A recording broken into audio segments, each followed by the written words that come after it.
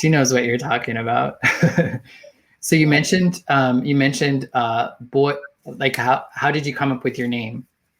Sure. So my middle name is Lai Lin, which in Cantonese means beautiful lotus. Hmm.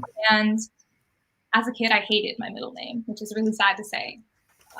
I hated a lot of things about myself. It makes me sad to like look back and like the last time I went home to my parents, I like found one of my old journals where I was just writing some really hurtful things about myself. And that was really representative of how I felt at the time, and my mental health. But part of me disliking my name was a lot of internalized racism and white supremacy, right? Even my first name, which is Kiana, even though that's not inherently related to my culture, it was just like I had two names that weren't very common, right? And just like people never knew how to pronounce it. And I know my names are like pretty easy to pronounce compared to a lot of other people's, but it was a big deal to me, I feel like nowadays, like names are so important, right? Especially as trans people, because a lot of trans people choose their own names, right? And for me, trying to heal my relationship with the name I was given and my middle name, which I used to hate, but now I revere, right? Like, especially because Lotus in Chinese culture and a lot of Asian cultures, what it symbolizes is purity, which not really into that part, but a lot of like rebirth and regrowth. Lotuses grow from mud and dirt, right? Like all at the depths of the bottom of the ocean, but then they sprout as a beautiful flower. And I have this line in this poem that I wrote describing my gender as like, I've spent so many years trying to sprout under the dirt of other people's expectations of me. And as Lotus Boy, it doesn't matter what I'm doing as long as I'm trying to bloom. And a lotus also can live for up to 1,000 years. So for me, I'm like, that represents the fact that my name, my middle name, that's like my drag persona and part of them, right? And like it was here all this time. And I just had to pay attention to it and look inward.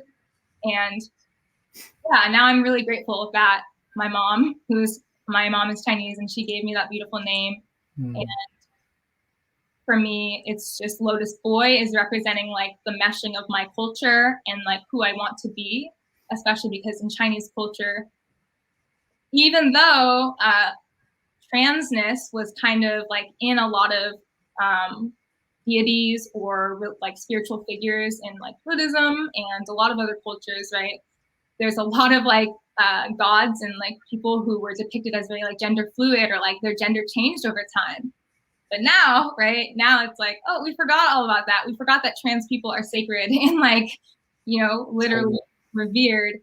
And yeah, it was very hard.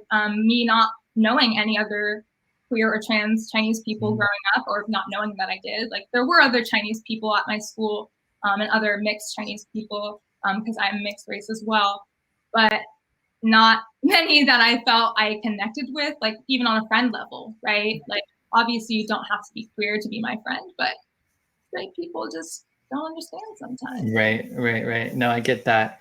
So you had mentioned that you had like how did you deal with the I guess I don't know if you use the word shame, but how did you get over some of the harm that came your way as a young person as you were growing up queer around your friend and around the church and folks who weren't really creating a great space for you to blossom and bloom in? How did you kind of begin to heal from that? Well, regrettably, that healing process didn't start until age 22. It was right after I experienced a traumatic event. And I've never really talked about this openly, but it's something that is really important. It's part of my story.